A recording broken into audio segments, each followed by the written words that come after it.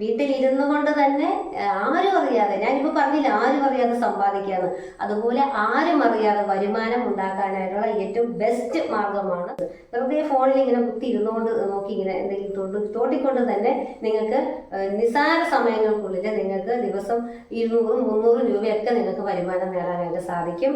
അപ്പോൾ ഈ video, hello പ്രിയപ്പെട്ടവരെ, എന്തൊക്കെയുണ്ട് വിശേഷം? എല്ലാവരും സുഖമായിട്ടിരിക്കുന്നോ? നമ്മുടെ എല്ലാവരുടെ ആഗ്രഹമാണല്ലേ കുറച്ച് പണം ഇങ്ങനെ സമ്പാദിച്ച് സൂക്ഷിച്ചു വെക്കണമെന്ന്. പക്ഷെ ഒരിക്കലും അത് നമുക്ക് സാധിക്കാറില്ല. എന്തെങ്കിലും ഒരു ആവശ്യമൊക്കെ വരുമ്പോൾ ചെലവായി പോകും. അതിന്റെ കാരണം എന്താണെന്ന് അറിയാമോ? നമ്മുടെ പ്രിയപ്പെട്ട ആർക്കെങ്കിലും നമ്മളിങ്ങനെ പണം സേവ് ചെയ്ത് വെക്കുന്ന വിവരം അറിയാം. അതായത് നമ്മുടെ വേണ്ടപ്പെട്ടവരെ അറിയിച്ചുകൊണ്ടായിരിക്കും നമ്മൾ പണം സേവ് ചെയ്ത് വെക്കുന്നത്. LICയോ എന്തെങ്കിലും ചിട്ടികളോ അങ്ങനെയുള്ള അല്ലെങ്കിൽ RDകളോ ഒക്കെ ആയിട്ട് സേവ് ചെയ്ത് വെക്കുമ്പോൾ നമ്മുടെ ഏറ്റവും വേണ്ടപ്പെട്ടവരുടെ അടുത്ത് നമ്മളതൊരു വലിയ ക്രെഡിറ്റ് പോലെ, ഞാൻ ഇത്ര രൂപ സേവ് ചെയ്ത് വെക്കുന്നുണ്ട്, എനിക്കൊരു ചിട്ടിയുണ്ട് എന്നൊക്കെ പറയും. അത് നമ്മുടെ ഒരു ആത്മബന്ധം അനുസരിച്ചിട്ട് നമ്മളത് തുറന്നു പറയുന്നതാണ്. പരസ്പര സ്നേഹത്തിന്റെയും കരുതലിന്റെയും ഒക്കെ അടിസ്ഥാനത്തിൽ തുറന്ന സംസാരങ്ങൾക്കിടയിൽ ഓട്ടോമാറ്റിക്കായിട്ട് ഇതുപോലെ നമ്മൾ സേവ് ചെയ്ത് വെക്കുന്ന വിവരം കൂടെ പറഞ്ഞു പോകും. അപ്പോൾ സംഭവിക്കുന്ന ഒരു മണ്ടത്തരം എന്ന് പറഞ്ഞിട്ടുണ്ടെങ്കിൽ നാളെ ഒരു ആവശ്യം വരുമ്പോൾ ഇതെടുത്ത് ചെലവാക്കേണ്ടി വരും. അതൊക്കെ വേണം. പക്ഷെ ചില കുടുംബങ്ങളില് ഭർത്താവിന് കുറച്ച് ഉത്തരവാദിത്ത കുറവുണ്ടാകാം, അല്ലെങ്കിൽ ഭാര്യയ്ക്ക് കുറച്ച് ഉത്തരവാദിത്ത കുറവ്, അല്ലെങ്കിൽ പിടിപ്പുകേട് ഉണ്ടാവാം, അല്ലെങ്കിൽ കുറച്ച് അനാവശ്യമായിട്ട് പണം ചെലവാക്കുന്ന കൂട്ടത്തിലൊക്കെ ആയിരിക്കും, വീണ്ടും വിചാരമൊക്കെ ഇല്ലാതെ. അപ്പോൾ നമ്മളിങ്ങനെ ഈ യൗവനമൊക്കെ കടന്ന പ്രായമൊക്കെ ആയിട്ട് പോകുമ്പോൾ നാളെ ഒരു വാർദ്ധക്യത്തില് ഒരു തളർച്ച വരുന്ന ഒരു സമയത്ത് നമുക്ക് ഉപകരിക്കുവാൻ വേണ്ടിയിട്ട് നമ്മൾ സേവ് ചെയ്ത് വെക്കുന്ന ഈ പണം ഇപ്പോഴേ അങ്ങ് ചെലവായി പോകും. എന്തെങ്കിലുമൊക്കെ ഒരു ആവശ്യം അന്നേരം വരുമല്ലേ. കൂടുതൽ ഈ ഭർത്താക്കന്മാരാണ് കേട്ടോ അവരുടെ വാഹനത്തിന്റെ ആവശ്യങ്ങൾ അല്ലെങ്കിൽ എന്തെങ്കിലും കാര്യങ്ങളൊക്കെ പറഞ്ഞിട്ട് നമ്മൾ ഭാര്യമാരെ കൊണ്ടൊക്കെ ഈ പണം ഇങ്ങനെ ചെലവാക്കിക്കൊണ്ടിരിക്കും. അവര് നമുക്ക് വരുമാനം ഉണ്ടാക്കിക്കൊണ്ട് തരുന്നൊക്കെ ഉണ്ട്, അതൊക്കെ ശരിയാണ്. പിന്നെ നമ്മളിങ്ങനെ സേവ് ചെയ്ത് വെക്കുന്ന പണം ഇടയ്ക്കിടയ്ക്ക് ഇങ്ങനെ എടുത്ത് ചെലവാക്കിക്കൊണ്ടിരിക്കുകയാണെങ്കിൽ പിന്നെ സേവ് ചെയ്ത് വെക്കുന്നതിൽ അർത്ഥമൊന്നും ഇല്ലല്ലോ. അത് ചുമ്മാ ഒരു എമർജൻസി ഫണ്ട് പോലെ സേവ് ചെയ്ത് വെക്കുന്നതായിട്ടല്ലേ വരുള്ളൂ. പലിശയ്ക്ക് കടമെടുക്കാതെ എടുത്ത് ഉപയോഗിക്കാൻ വേണ്ടിയിട്ട് സേവ് ചെയ്യുന്നത് പോലെയാണ് ഇത്തരം സേവിങ്സ് ഉപകരിക്കുകയുള്ളൂ. അപ്പോൾ ആരും അറിയാതെ സേവ് ചെയ്ത് വെച്ചെങ്കിൽ മാത്രമാണ് നമുക്കൊരു ദീർഘകാല അടിസ്ഥാനത്തിൽ ഒരു പണം സമ്പാദിച്ചു വെക്കുവാനായിട്ട് സാധിക്കുകയുള്ളൂ. അപ്പോൾ അതിനായിട്ട് നമ്മൾ എങ്ങനെയുള്ള സമ്പാദ്യ രീതിയാണ് പിന്തുടരേണ്ടതാണെന്നാണ് കേട്ടോ ഞാൻ ഇന്ന് പറയുവാനായിട്ട് പോകുന്നത്. നമ്മൾ RD പോലെയുള്ള റെക്കറിംഗ് ഡെപ്പോസിറ്റ് പോലെയുള്ള സമ്പാദ്യ ശീലങ്ങളാണ് തുടരേണ്ടത്. നമുക്ക് ലൈഫിൽ എന്തെങ്കിലും മാറ്റം വരുത്തണമെന്ന് ആഗ്രഹമുണ്ടെങ്കിൽ, നമ്മുടെ ഇപ്പോഴുള്ള ഈ ജീവിതത്തിലെ സാമ്പത്തികപരമായിട്ടുള്ള എന്തെങ്കിലും ഒരു മാറ്റം വരുത്തണമെന്ന് ആഗ്രഹമുണ്ടെങ്കിൽ നമ്മൾ മറ്റുള്ളവരെ നന്നാവാനായിട്ട് നോക്കേണ്ട ആവശ്യമില്ല. നമ്മളിൽ തന്നെ ചെറിയ മാറ്റം വരുത്തിയാൽ മതി. അതായത് നമ്മുടെ പങ്കാളിയോട് എല്ലാം തുറന്നു പറയുന്ന ഒരു ശീലമുണ്ടെങ്കിൽ, നമ്മുടെ പങ്കാളിയോടോ വേണ്ടപ്പെട്ടവരോടോ അല്ലെങ്കിൽ നമ്മളെ സാമ്പത്തികമായിട്ട് ആശ്രയിക്കുന്നവരുടെ അടുത്ത് ഇങ്ങനെ എല്ലാം നമ്മുടെ സമ്പാദ്യകാര്യങ്ങൾ തുറന്നു പറയുന്ന ഒരു ശീലം നിങ്ങൾക്കുണ്ടെങ്കിൽ അത് ഇന്നത്തോടു കൂടി നിർത്തുക കേട്ടോ. നമുക്ക് നമ്മുടെ സമ്പാദ്യം മറച്ചു വെക്കുവാൻ സാധിക്കുന്നില്ല എങ്കിൽ, സുരക്ഷിതമാക്കി വെക്കുവാൻ സാധിക്കുന്നില്ല എങ്കിൽ പിന്നെ എങ്ങനെയാണ് മറ്റൊരാൾക്ക് അത് സുരക്ഷിതമാക്കി വെക്കുവാനായിട്ട് സാധിക്കുക? ഇത്രയും ഓർത്താൽ മതി. അപ്പോൾ നമ്മളാണ് നമ്മുടെ സമ്പാദ്യം സുരക്ഷിതമാക്കി വെക്കേണ്ട ഉത്തരവാദിയായിട്ടുള്ള ഒരേ ഒരു ആള്. അപ്പൊ നമ്മൾ എന്ത് ചെയ്യണം? ആരും അറിയാതെ RD തുടങ്ങണം. അതിന് ഏറ്റവും അനുയോജ്യമായിട്ടുള്ളത് പോസ്റ്റ് ഓഫീസ് തന്നെയാണ് കേട്ടോ.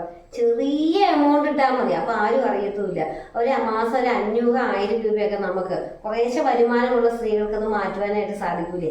പ്രത്യേകിച്ച് സ്ത്രീകൾക്ക് ഇത് നല്ല മിടുക്കാണ്. എന്തെങ്കിലുമൊക്കെ ഒരു ചെലവൊക്കെ പറഞ്ഞിട്ട് ഡ്രസ്സ് തയ്ക്കാൻ കൊടുത്തെന്നോ അല്ലെങ്കിൽ 500 രൂപയായ ഡ്രസ്സിന് 1000 രൂപയായെന്നോ ഒക്കെ പറഞ്ഞ് നമുക്ക് ആ പൈസ കരുന്ന് അടിച്ചു മാറ്റാൻ പറ്റൂലേ.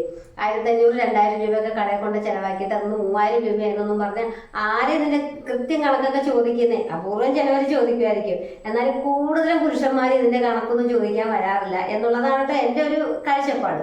അപ്പോൾ എന്തെങ്കിലും ചോദിച്ചിട്ടുണ്ടെങ്കിൽ തന്നെ അതിനകത്തൊരു കള്ളത്തരം, ഇച്ചിരി കള്ളത്തരമൊക്കെ പറഞ്ഞെന്ന് വിചാരിച്ചിട്ട് നാളത്തെ നല്ല കാര്യത്തിനല്ലേ, അതിനൊരു തെറ്റുമില്ല കേട്ടോ. അങ്ങനെ ചെറിയ കള്ളത്തരമൊക്കെ പറഞ്ഞിട്ടാണെങ്കിലും ചെറിയ ചെറിയ എമൗണ്ട് വെച്ചിട്ടുള്ള RD അക്കൗണ്ടുകൾ തുടങ്ങുക. പോസ്റ്റ് ഓഫീസിലൊക്കെ 5 വർഷത്തെ ഉണ്ട് കേട്ടോ. ഞാനിപ്പോൾ ഈ ഡ്രസ്സിന്റെ ബിസിനസ് തുടങ്ങിയപ്പോഴേ സ്ഥിരമായിട്ട് നമ്മുടെ ഈ പോസ്റ്റ് ഓഫീസിൽ ചെല്ലുന്നത് കൊണ്ട് നിലവിൽ എനിക്കൊരു RD അക്കൗണ്ട് ഉണ്ട്. ഡെപ്പോസിറ്റ് എല്ലാ മാസവും 2200 രൂപ വെച്ച് ഞാൻ കൊടുക്കുന്നുണ്ട്.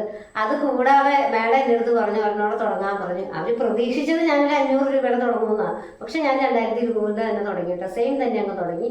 അപ്പോൾ എമൗണ്ട് ഓർത്തിരിക്കാനൊക്കെ നമുക്ക് എളുപ്പമുണ്ടല്ലോ എന്ന് വിചാരിച്ചു. അപ്പോൾ അങ്ങനെ ചെറിയ എമൗണ്ടുകൾ ഇടയ്ക്ക് നമ്മുടെ അടുത്തുള്ള പോസ്റ്റ് ഓഫീസിലൊക്കെ തുടങ്ങിയിട്ട് ജംഗ്ഷനിലൊക്കെ എന്തെങ്കിലുമൊക്കെ സാധനമൊക്കെ വാങ്ങിക്കാൻ പോകുന്ന കൂട്ടത്തിൽ ഇതങ്ങ് കയറി അടയ്ക്കുക. അത് ആരും അറിയത്തില്ല. നമ്മളിത് ബാങ്ക് വഴി ഒന്നുമല്ലല്ലോ കൊടുക്കുന്നത്. ബാങ്ക് വഴി ഓട്ടോമാറ്റിക്കായിട്ട് നമ്മുടെ ഈ RDയിലോട്ട് നമുക്ക് ട്രാൻസ്ഫർ ചെയ്യാവുന്ന സിസ്റ്റം ഒക്കെ ഉണ്ട്. പക്ഷെ അതൊന്നും ഇല്ലാതെ നമ്മൾ ഡയറക്റ്റ് കൊണ്ടുപോയി കൊടുക്കുക, പാസ്ബുക്ക് മാറ്റി അങ്ങ് വെക്കുക കേട്ടോ. അപ്പോൾ അത് ആരും അറിയില്ല. 5 വർഷം അത് വളരെ സുരക്ഷിതമായിട്ട് കിടക്കും. ഈ ഇടയ്ക്ക് ഓടി ചെന്നത് പെട്ടെന്ന് എടുക്കാൻ സാധിക്കില്ല. എടുക്കാൻ സാധിക്കും, നമുക്കതിന്റെ ആനുകൂല്യങ്ങളൊന്നും കിട്ടില്ല എന്നേ ഉള്ളൂ. കോടാലിക്ക് നാശം കോടാലിക്കൈ എന്ന് പറയുന്നത് പോലെയാണ്. നമ്മൾ തന്നെ സമ്പാദിച്ച് കഷ്ടപ്പെട്ട് വെച്ചിട്ട് ആരും അറിയാതെയൊക്കെ സമ്പാദിച്ച് വെച്ചിട്ട് നമ്മൾ തന്നെ വീട്ടിലിരിക്കാൻ വേണ്ടി ഹസ്ബൻഡിന്റെ അടുത്ത് ചെന്നിട്ട് എനിക്ക് അവിടെ ചീറ്റുണ്ട് ഇവിടെ ചീറ്റിട്ട് ഞാൻ വലിയ മിടിക്കാന്നൊക്കെ ഭാവിക്കും. അത് തന്നെയാണ് നമ്മുടെ നാശത്തിന് കാരണം. ഈ ഭർത്താക്കന്മാര് പലപ്പോഴും പല ആവശ്യങ്ങളും പറഞ്ഞ് നമ്മുടെ കയ്യിൽ വാങ്ങിച്ചെടുക്കും. കാരണം അവർക്ക് വാങ്ങിക്കാനുള്ള അധികാരം ഉണ്ടല്ലോ. അവര് ജോലിയൊക്കെ എടുത്ത് നമ്മുടെ കയ്യിൽ അവരുടെ വരുമാനം കൊണ്ട് തരുന്നതാണ്. അതിൽ നിന്ന് മെച്ചം പിടിച്ച് നമ്മൾ സേവ് ചെയ്യുന്നതാണ്. ചിലപ്പോൾ നമ്മുടെ സ്ത്രീകൾക്കും വരുമാനം ഉണ്ടായിരിക്കാം. അപ്പോൾ അവരുടെയും കൂടെ പണം ഉപയോഗിച്ചിട്ട് നമ്മൾ സേവ് ചെയ്യുമ്പോൾ അവർക്കത് ചോദിച്ച് വാങ്ങിച്ചെടുക്കുവാനായിട്ടുള്ള ഒരു മിടുക്കും കൂടെ കൂടും. അപ്പൊ അത് നമ്മൾ മനസ്സിലാക്കണം. 1 പ്രാവശ്യം 2 പ്രാവശ്യമൊക്കെ നമുക്ക് ഇതുപോലെ അനുഭവം വന്നിട്ടുണ്ടെങ്കിൽ നമ്മൾ ആരും അറിയാതെ ഇച്ചിരി പൈസയൊക്കെ സേവ് ചെയ്ത് വെച്ച് പിന്നീട് നമ്മളെ വലിയ ഗവയ്ക്കൊക്കെ പോയി പറഞ്ഞ് എന്നിട്ട് നമുക്ക് തന്നെ പണി കിട്ടി ഈ സമ്പാദ്യം നമ്മുടെ കയ്യിൽ നിന്ന് പോയി, അതായത് കുടുംബത്തിലെ ആവശ്യങ്ങൾക്ക് ചെലവായിട്ടുണ്ടെങ്കിൽ ഇനി എന്ത് ചെയ്യണം? നമ്മൾ അങ്ങനെ പറയരുതെന്ന് വെക്കണം. ഇപ്പൊ കിട്ടുന്ന ക്രെഡിറ്റ് വേണ്ട, നാളെ കിട്ടുന്ന ക്രെഡിറ്റ് മതി എന്നങ്ങ് വെക്കണം കേട്ടോ. അപ്പോൾ ആരും അറിയാതെ അങ്ങനെ സമ്പാദിക്കണം. 1. 2, RD പോലെയുള്ള ചെറിയ എമൗണ്ടുകൾ വെച്ചിട്ട് 5 വർഷത്തേക്കുള്ള RD പോലെയുള്ള നിക്ഷേപങ്ങളാണ് തുടങ്ങി വെക്കേണ്ടത് കേട്ടോ.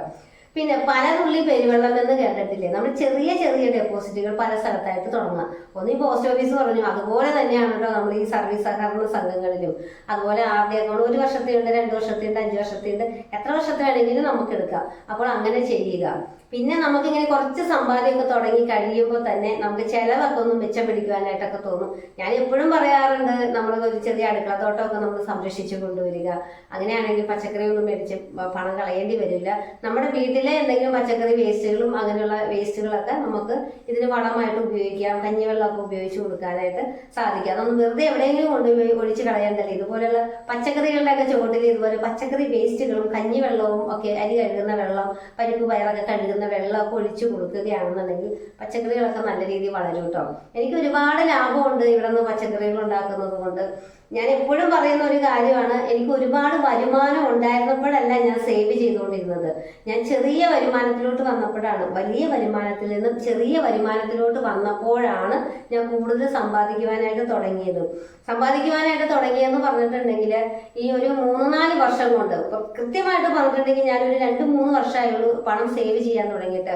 നല്ല രീതിയിൽ സേവ് ചെയ്യാൻ സാധിച്ചിട്ടുണ്ട്. ഇതെല്ലാം നമുക്ക് തുടങ്ങി കിട്ടുവാനുള്ളൊരു പ്രയാസമുള്ളൂ. തുടങ്ങി കഴിയുമ്പോൾ ഇത് നമുക്കൊരു ഹരമായിട്ട് മാറും.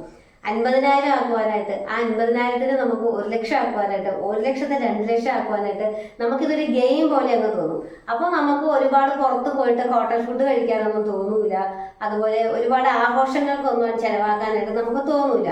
പിന്നെ നമ്മൾ ഇടനിലക്കാര്, അതായത് മിഡിൽ ക്ലാസ് ഫാമിലിക്കാര്, രണ്ടറ്റവും ചെലവുകളൊക്കെ കൂട്ടി മുട്ടിക്കുവാൻ പെടാപ്പാട് പെടുന്നവർക്ക് നമുക്ക് കുറച്ച് പണം സമ്പാദിക്കണം, കുറച്ച് നമുക്ക് ലക്ഷപ്രഭുവാകണം, 5 ലക്ഷമോ 10 ലക്ഷമോ സേവ് ചെയ്ത് വെക്കണമെന്ന് നമ്മൾ അതിയായിട്ട് ആഗ്രഹിക്കുന്നുണ്ടെങ്കിൽ നമ്മൾ എങ്ങനെ ആയിരിക്കണം എന്നറിയാമോ? കുറച്ച് കാലത്തേക്ക് ഒരു ദരിദ്രര് ജീവിക്കുന്നത് പോലെ ജീവിക്കണം കേട്ടോ.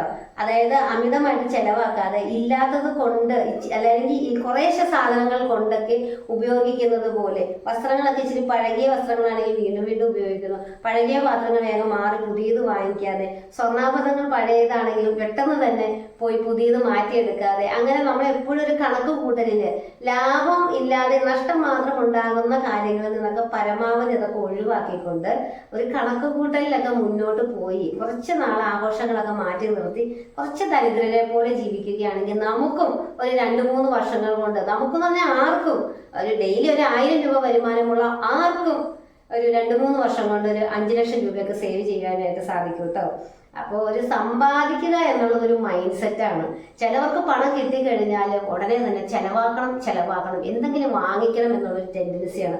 അങ്ങനെ വാങ്ങിച്ച് ചെലവാക്കി അതൊക്കെ ഉപയോഗിച്ച് എന്തെങ്കിലും പുറത്തുനിന്ന് ഭക്ഷണം കഴിച്ച് ഒന്ന് കറങ്ങി നടന്ന് സിനിമയ്ക്ക് പോയി അല്ലെങ്കിൽ എന്തെങ്കിലും പാത്രങ്ങളൊക്കെ മാറി മേടിച്ച് ഡ്രസ്സുകളൊക്കെ വാങ്ങിക്കുമ്പോൾ അവർക്കതൊരു ഭയങ്കര ഒരു എന്താ പറയുക ഒരു സന്തോഷമാണ്, ഒരു ലഹരിയാണത്. അതായിരിക്കും അവരുടെ ലഹരി. അങ്ങനെയുള്ളവർക്ക് സമ്പാദിക്കാൻ സാധിക്കില്ല. എന്നാൽ പണം സമ്പാദിക്കുന്നവർക്ക് അതിങ്ങനെ കൂടുതൽ സമ്പാദിച്ച് നമ്മുടെ സമ്പാദ്യം ഇങ്ങനെ കൂട്ടിക്കൊണ്ട് വരുന്നതാണ് ഒരു ലഹരി കേട്ടോ. അപ്പോൾ നിങ്ങളുടെ സ്വഭാവ രീതികൾ മാറ്റണം. അതായത് നമുക്ക് കുറച്ച് സമ്പാദിക്കണമെങ്കിൽ നമ്മൾ എൻ്റെ കെട്ടിയോൻ എന്താ പറയുക ഇത് കൂടുതൽ സേവ് ചെയ്യാത്ത ആളാണ്, വരുമാനം ഉണ്ടാക്കാത്ത ആളാണ് എന്നൊന്നും വിചാരിക്കാതെ മറ്റുള്ളവരെ നമ്മൾ പഴിക്കാതെ നമ്മളാണ് ആദ്യം സ്വയം മാറേണ്ടത് കേട്ടോ. അപ്പൊ എല്ലാവരിലും നല്ലൊരു മാറ്റം ഉണ്ടാകട്ടെ എന്ന് ആശംസിക്കുന്നു. അതോടൊപ്പം നമ്മുടെ റീസെല്ലിംഗ് ഗ്രൂപ്പിലേക്ക് ചേരുവാൻ താല്പര്യമുള്ളവർക്ക് ചേരാം കേട്ടോ. വീട്ടിലിരുന്നു കൊണ്ട് തന്നെ ആരും അറിയാതെ, ഞാനിപ്പോൾ പറഞ്ഞില്ല ആരും അറിയാതെ സമ്പാദിക്കാന്ന്, അതുപോലെ ആരും അറിയാതെ വരുമാനം ഉണ്ടാക്കാനായിട്ടുള്ള ഏറ്റവും ബെസ്റ്റ് മാർഗമാണ് വീട്ടിലിരുന്നു കൊണ്ടുള്ള ഡ്രസ്സിന്റെ റീസെല്ലിംഗ് ബിസിനസ്. വെറുതെ ഫോണിൽ ഇങ്ങനെ കുത്തി ഇരുന്നുകൊണ്ട് നോക്കി ഇങ്ങനെ എന്തെങ്കിലും തോട്ടിക്കൊണ്ട് തന്നെ നിങ്ങൾക്ക് നിസാര സമയങ്ങൾക്കുള്ളിൽ നിങ്ങൾക്ക് ദിവസം 200-300 രൂപയൊക്കെ നിങ്ങൾക്ക് വരുമാനം നേടാനായിട്ട് സാധിക്കും. അപ്പോൾ ഈ വീഡിയോയുടെ കമന്റിൽ ഞാൻ നമ്മുടെ വാട്സപ്പ് കമ്മ്യൂണിറ്റി ലിങ്ക് പിൻ ചെയ്ത് വെച്ചിട്ടുണ്ടാവും കേട്ടോ. താല്പര്യമുള്ള ഗ്രൂപ്പിലേക്ക് ജോയിൻ ചെയ്യുക. എന്നിട്ട് പേഴ്സണലായിട്ട് വിളിക്കുകയോ ഒന്നും ചെയ്യരുത്. വാട്സപ്പിൽ വോയിസ് ഇട്ടാൽ മതി. എന്തെങ്കിലും ഡൗട്ട് ഉണ്ടെങ്കിൽ എൻ്റെ തിരക്ക് കഴിയുമ്പോൾ സമയം അനുസരിച്ചിട്ട് ഞാൻ നിങ്ങളുടെ സംശയങ്ങൾക്കെല്ലാം മറുപടി തരുന്നതാണ് കേട്ടോ. അപ്പോൾ കേരളത്തിലുള്ള സ്ത്രീകളെ മാത്രമല്ല കേട്ടോ, ഇന്ത്യയിലുള്ള ഒരുപാട് സ്ത്രീകളുണ്ട് നമ്മുടെ കൂടെ. അങ്ങനെ എല്ലാവരെയും കൂടെ കൂട്ടിക്കൊണ്ട് ഞാൻ ഇങ്ങനെ മുന്നോട്ട് ഒരുമിച്ച് യാത്ര പോവുകയാണ് കേട്ടോ. താല്പര്യമുണ്ടെങ്കിൽ കൂടെ വായോ. അപ്പോൾ വീണ്ടും നല്ലൊരു വീഡിയോയുമായിട്ട് വരാം. അതുവരെ ടാറ്റാ.